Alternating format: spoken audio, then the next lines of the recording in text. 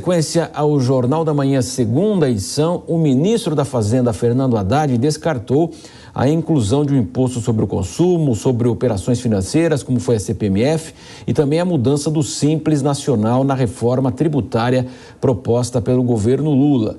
Por outro lado, a quebra de 2 bancos nos Estados Unidos trouxe de volta o risco de uma recessão econômica no país. Isso mudou o cenário para os juros americanos e pode até beneficiar o Brasil. E sobre estes e outros assuntos que envolvem a economia, nós vamos conversar agora com o economista e também fundador da Gava Investimentos, o Ricardo Brasil. Bom dia, Ricardo. Bom dia, tudo bem? Ricardo, estamos aí na expectativa de uma discussão mesmo da reforma, primeiro do arcabouço aí, jurídico, fiscal novo em substituição ao teto de gastos, e agora surge também essa questão norte-americana. Como é que o senhor avalia o comportamento do governo brasileiro diante dessa possibilidade aí de contaminação e, ao mesmo tempo, a lição de casa que devemos fazer em 2023? A gente está numa situação um tanto complicada, tá? Não é uma exclusividade dos Estados Unidos, tá? Teve um banco agora no Vale do Silício, assim, como o Vale Bank, que quebrou, e foi uma quebra gigante, tá? E o Signature de Nova York.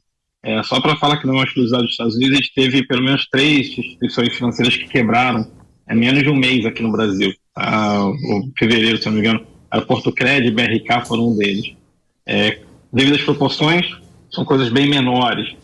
Mas o grande problema é o seguinte: a gente está no Brasil e no mundo afora, a gente tem uma inflação de demanda. O que é uma inflação de demanda? Sim, foi criado emprego no Brasil e sim, os salários estão mais altos. Então, as pessoas vão consumir mais, vão pagar mais caro por um certo produto. Então, está difícil você controlar a inflação, porque se a inflação dispara, isso corrói todo o dinheiro de quem não tem dinheiro investido. Tá? E aí você tem um problema, porque para você salvar esse tipo de banco, você salvar essa quebra que teve no exterior, aumentar juros é pior. Os Estados Unidos precisam aumentar juros. A gente aumenta juros para ninguém pegar empréstimo, para diminuir o consumo, enfim. E no final das contas você tem uma taxa de juros, você vai ter uma taxa de juros menor e você aumentaria juros para as pessoas pararem de consumir. Você tem uma inflação menor e aí você consegue baixar juros. Para os Estados Unidos não ter maiores problemas em relação a endividamento de banco e tudo mais, você teria que baixar juros. Só que os Estados Unidos têm que subir juros agora porque tem inflação. Então ficou bem complicado, porque o Fed estava prevendo até pouco tempo atrás aumentar juros em 0,5, eles geralmente aumentam em 0,25. Tá? A gente tem juros dos Estados Unidos hoje em 4,75. Tá? Provavelmente é a taxa de juros CTI nos últimos 10 ou 20 anos. Tá? A previsão é que chegasse a 6. E agora você tem 2 bancos quebrando lá fora, onde se o Fed parar de subir juros, a inflação vai comer solta. E aí realmente ficou complicado. A outra situação que está acontecendo, que eu não acho nada bom, tá? O governo americano ali, as instituições já anunciaram que provavelmente vão salvar o Silicon Valley Bank e provavelmente vão salvar o outro banco. Isso você cria um risco moral, tá? É o moral hazard. O que é isso? Você imagina que o governo americano salve esses 2 bancos, tá? Então, os próximos bancos não vão se preocupar muito se estão dentro das regras ou não, se estão muito alavancados ou não, porque existe a esperança de que, então o governo americano vai salvar todo mundo. Tá? Então, assim, realmente foi uma surpresa que acho que ninguém esperava, e eu não sei como é que os Estados Unidos vai resolver isso. E no Brasil também, tá? No Brasil, assim, aumento de taxa de juros americana significa, que eu sempre falei aqui, tá, que Selic, a gente vai ter Selic em altos níveis, tá? E tem hoje Selic em 13,75, eu não acredito que Selic fosse cair. Tá? Acho que Selic realmente ia continuar em 13,75 ou mais alto, porque os Estados Unidos aumentando os juros, fala, prefiro aplicar nos Estados Unidos e ganhar 6% em dólar. Tá? Então ficou uma situação um pouco complicada. Sem dúvida, uma equação difícil. Ricardo Brasil conosco, e agora a pergunta do nosso comentarista Diogo Schelp. Ricardo, bom dia. Você estava falando sobre a questão do salvamento dos bancos nos Estados Unidos, não é? E a gente sabe que a circunstância desse banco era excepcional porque tinha poucos clientes, né, proporcionalmente, mas esses clientes tinham volumes muito grandes aplicados ou investidos lá. né, inclusive superando os 250 mil dólares, que é o valor do limite do seguro, né, que para esse tipo de situação que existe nos Estados Unidos. Qual é o equivalente aqui no Brasil? Aplicações também estão seguradas? Até que ponto? E de que forma dá para melhorar esse sistema? Aqui no Brasil você tem o FGC, tá, que é o Fundo de Garantia de Crédito, que ele protege alguns produtos, tá? Geralmente produtos de banco. A gente está falando aí de LCI, LCA, CDB, tá? Até 250 mil por investidor. Tá? Então, o BRK quebrou, eu tinha dinheiro no BRK, ele estava pagando 17% ao ano. Tá?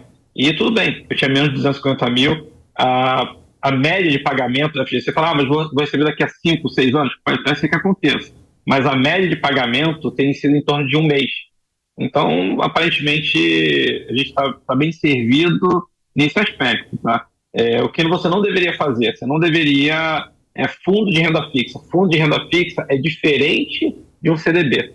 Um fundo, qualquer fundo, seja de renda fixa, de ações, é um CNPJ à parte. Ele não tem garantia. Tá? Se um fundo quebrar, como se fosse, vamos dizer que é como se fosse uma empresa. Tá? Por mais que você tenha um fundo de um banco X ou do banco Y, se aquele fundo quebrar, ele quebrou. Você não tem um fundo garantidor de crédito.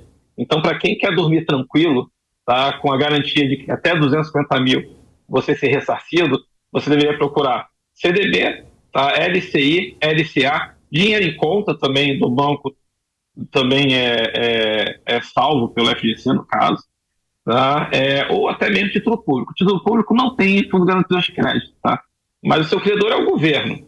Então, se você tem um problema com o título público, pode ter certeza que a FGC não vai estar pagando mais ninguém também. Estou falando do Brasil dar um calote, tá?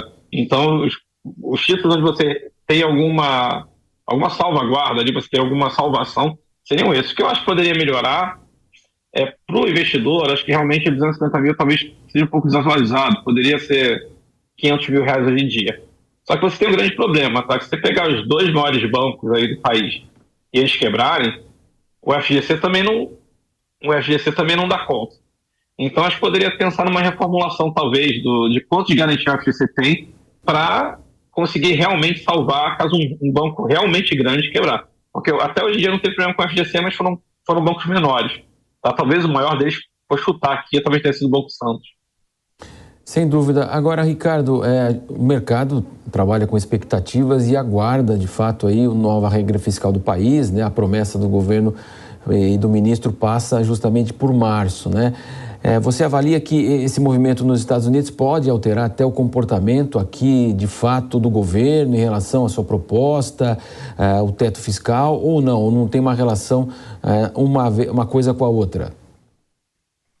Eu acho que a única relação que pode ter é que o governo quer porque quer que a taxa Selic caia na canetada. Né? Assim, não quer que o Banco Central seja independente e tudo mais.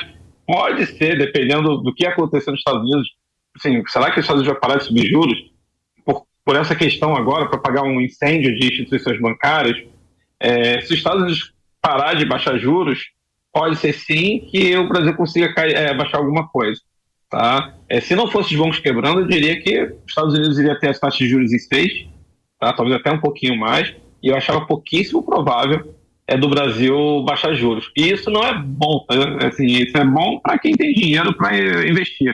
Você imaginar que 80%, 90% das empresas que estão na Bolsa de Valores, das empresas normais, são endividadas, porque endividamento é bom, você se endivida para investir, para criar alguma coisa, e gerar emprego, enfim, e é normal uma empresa ser endividada, isso não é ruim, mas é ruim quando você tem uma taxa a 3,75, porque geralmente o endividamento é CDI mais alguma taxa. Vamos falar de varejo, tá? Magalu, Via Varejo, o endividamento dessas empresas geralmente é CDI mais 2. Então, eles estão pagando 3,75 mais 2, estão pagando 15% de juros, tá, para o endividamento que está pegando. Você pega as empresas que têm 5 vezes de endividamento em relação à receita, que é normal isso, é um pouco alavancado, isso não é nada bom. Você vai ter problema, já está sendo visto, né? Você começa a ver problema aí nos resultados das empresas. Diogo Schelp. Como que você vê a declaração do ministro Haddad dizendo que não vai ter na reforma tributária nada parecido com a CPMF e também que não vai mexer com o Simples? Isso é uma boa notícia? Eu acho que sim. Tá? A meu ver, acho que o mercado morre de medo de você ter mais tributação, enfim, ter um CPMF, uma volta do CPMF. Eu vejo isso com muitos bons olhos, tá? Você deixa de onerar, enfim, a sociedade em si, né? Se pensar em CPMF, é um pouquinho, que no final das contas não é tão pouquinho assim, se você colocar na ponta do lápis. O que me assusta assim, parece que ficou para o segundo momento, mas está se falando muito em tributação de dividendos, tá? Particularmente eu não gosto, porque obviamente é uma bitributação, tá? A empresa já pagou seus impostos, enfim, e na hora que você distribui dividendos, você pagaria imposto novamente. Tá? Eu particularmente não gosto, o Haddad parece que comentou alguma coisa ontem, mas voltou atrás, parece que ele vai deixar isso para um segundo momento, pelo que eu entendi. Então, tá um pouco difícil entender o que o governo quer. E toda hora falar, não ia ser semana passada, agora vai ser a semana, agora vai ser antes do dia 24, então tem que esperar para saber o que eles vão anunciar. Sem dúvida, o Ricardo Brasil participou conosco. Ricardo, foi um prazer tê-lo conosco aqui na Jovem Pan. Um prazer. Até mais, obrigado.